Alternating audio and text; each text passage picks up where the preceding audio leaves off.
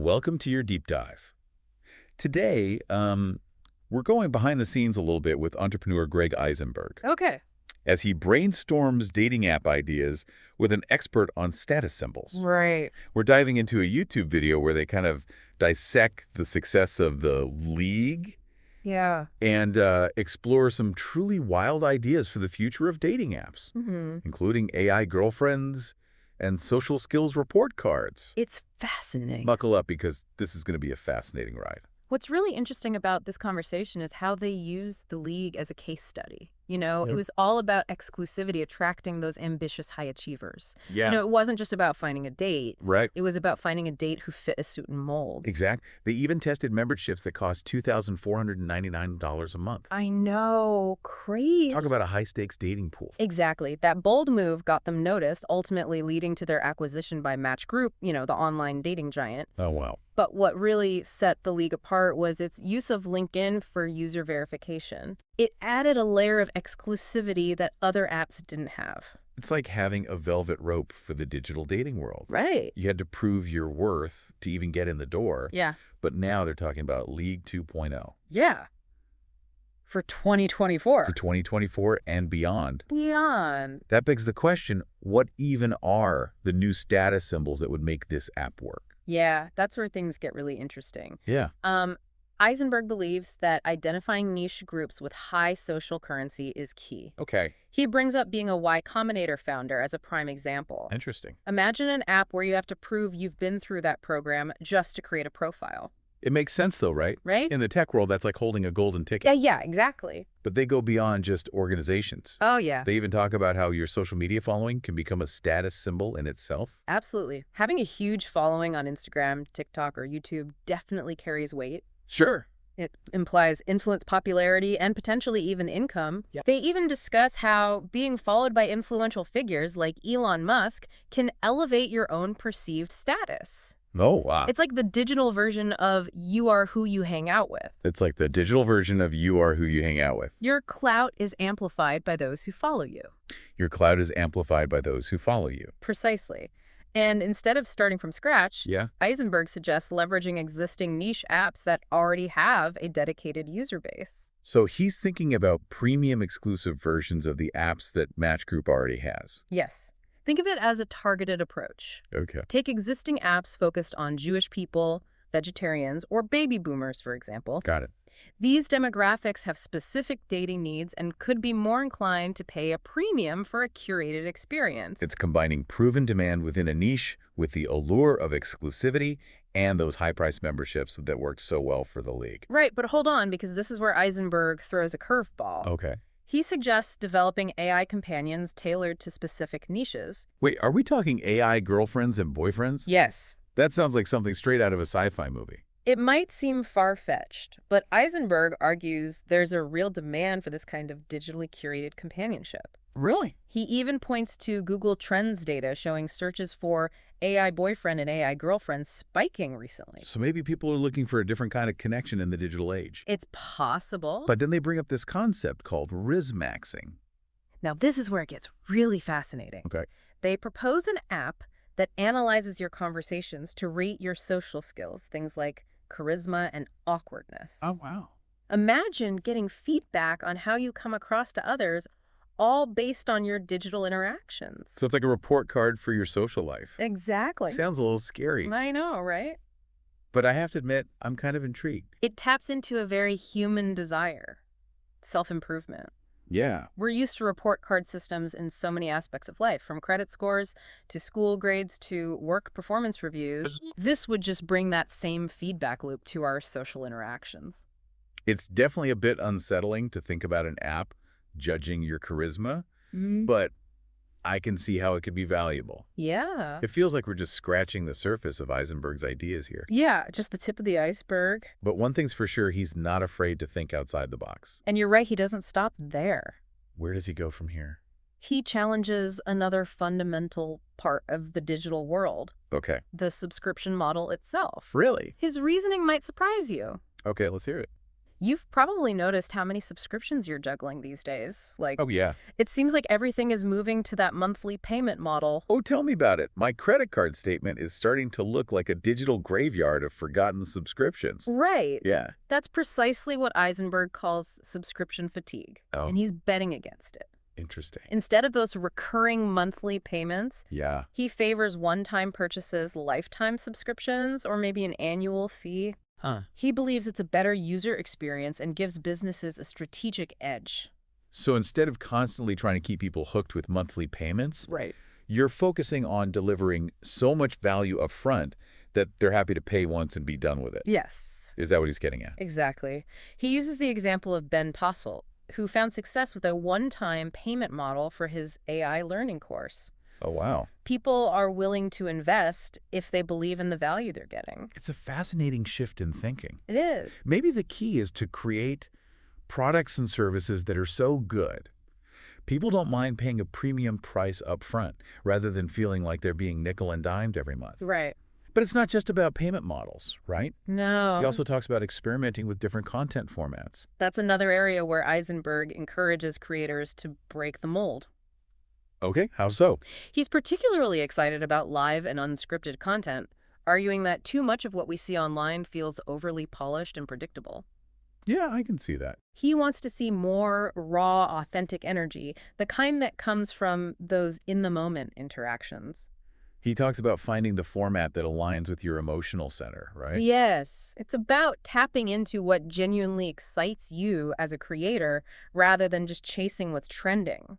I love that analogy. Yeah. And he even goes a step further, Oh, yeah. suggesting that creators shouldn't be afraid to experiment with formats that are outside the mainstream. He does. He mentions a Daily Show-style program focused on tech and internet culture, which I think would be hilarious. Right. Imagine getting that witty, satirical take on the latest tech trends and startup dramas. I would watch that. But he also throws out some other intriguing ideas like Architectural Digest-style home tours for startup founders. That'd be interesting. Wouldn't you be curious to peek inside the lives of these tech titans to see where the magic happens? Absolutely. Yeah. It taps into our curiosity about how successful people live and work, what their spaces look like, and how their environments might reflect their innovative thinking. Eisenberg seems to be advocating for a more playful, experimental approach to content creation as a whole. He's definitely challenging the status quo, urging creators to break free from those conventional formats and embrace the unexpected. I like that. And it's not just theoretical. He talks about how he used to do live streams where he'd analyze viewers' businesses on the fly. That sounds terrifyingly exciting. Right. It's like he's saying, let's tear down the walls between the creator and the audience and create something dynamic and unpredictable together. He emphasizes that it might not be easy at first, but with practice, you can find a flow and a format that works for you. There's a powerful lesson there about perseverance and not giving up on an idea just because it feels challenging. Right. But it sounds like a lot of creators get stuck in a rut, doing what they think they should be doing rather than what truly excites them. He makes a really insightful point about that, saying that trying to replicate what's working for others can lead to a lack of authenticity and passion in your own work. It's like trying to fit into someone else's clothes. They might look great on them, but they're not going to fit you the same way. Exactly. It's about recognizing your strengths and finding a format that allows you to shine. He's basically saying, move away from the middle of the bell curve and head towards the extremes. Interesting. It's in those less crowded spaces where you can truly differentiate yourself. It's about daring to be different and creating content that truly stands out from the crowd. Yes. And he even shares a personal anecdote about how he struggled with his own podcast, Where It Happens, Right. because it was too highly produced and didn't align with his personality. It's a great example of how even successful creators have to go through a process of experimentation and self-discovery to find their true voice. He eventually switched to a more relaxed conversational format and found much more success. It reminds us that sometimes the most compelling content comes from embracing your natural style and letting your personality shine through. Right. What really struck me was how much emphasis he puts on having fun in the process. He's right. If you're not enjoying what you're doing, it's going to show in your work. Definitely. Your audience can sense that lack of genuine enthusiasm. So it's not just about finding your voice and experimenting with different formats. Right. It's about making sure that the content you create truly excites you. Yes, That passion is contagious. exactly. And ultimately, that's what Eisenberg's message boils down to. I'm listening. Push boundaries, embrace your individuality, and don't be afraid to stand out from the crowd. I love that. What stood out to you from this part of the conversation? For me, it was Eisenberg's point about aligning your content with your emotional center. Yeah. It's such a valuable reminder that creating truly engaging content isn't just about following trends. Right. It's about tapping into that spark of passion and letting it fuel your work. Absolutely. And that can lead to some unexpected and brilliant ideas like those we discussed earlier. I agree. It's also a call to action for all of us, not just content creators. You mean to step outside of our comfort zones and experiment with new approaches regardless of what field we're in. Exactly. Whether you're launching a business, building a brand, or simply trying to connect with people in a meaningful way, finding that sweet spot between authenticity and innovation is crucial. It's about being true to yourself while constantly seeking new ways to evolve and grow. Right. Eisenberg has certainly given us a lot to think about.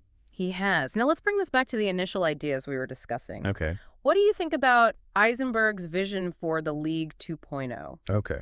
Is it a stroke of genius, or is it just too out there? I think it's a fascinating concept, but I have to admit some of those ideas are a little wild. Yeah, like which one in particular? Like, could an AI companion ever truly replace the complexity of human connection? That's the million-dollar question, isn't it? Right. And it raises all sorts of ethical and philosophical questions about the nature of relationships and what it means to be human in a digital world. What about the risk-maxing app? Is it a helpful tool for self-improvement, or could it turn into another way to judge and rank people, potentially even exacerbating social anxieties? Those are valid concerns. It's a delicate balance between providing constructive feedback and creating a system that could be misused or lead to negative self-perceptions. It reminds me of that Black Mirror episode where everyone's constantly rating each other, Oh, yeah, I know exactly what you mean. and their social standing becomes almost like a currency. Yeah. It makes you think about the potential downsides of quantifying every aspect of our life, even our social skills. It's a cautionary tale about the unintended consequences of technology and the importance of considering the ethical implications of innovation. But setting aside the potential pitfalls, there's something undeniably intriguing about Eisenberg's overall vision. Yeah, what's that? He's not just trying to create another dating app. He's trying to reimagine the entire landscape of online connection and challenge the way we think about status exclusivity and even human interaction. He's a true disruptor, pushing boundaries and asking uncomfortable questions. And even if not all of his ideas come to fruition, he's sparking important conversations about the future of technology and its impact on our lives. So what does this all mean for you? Well, Is the League 2.0 a brilliant business idea or just plain crazy? I don't know. It's hard to say. And does subscription fatigue have you rethinking your own digital habits? This deep dive has certainly given us plenty to ponder. It has. It's a reminder that the digital landscape is constantly in flux, and those who are willing to adapt, experiment, and embrace the unexpected are the ones who will thrive. It's about finding that balance between staying true to yourself and pushing yourself beyond your comfort zone. It's about recognizing that the most successful ideas often come from a place of genuine passion and a willingness to break the mold. This deep dive has definitely sparked a lot of new ideas and questions.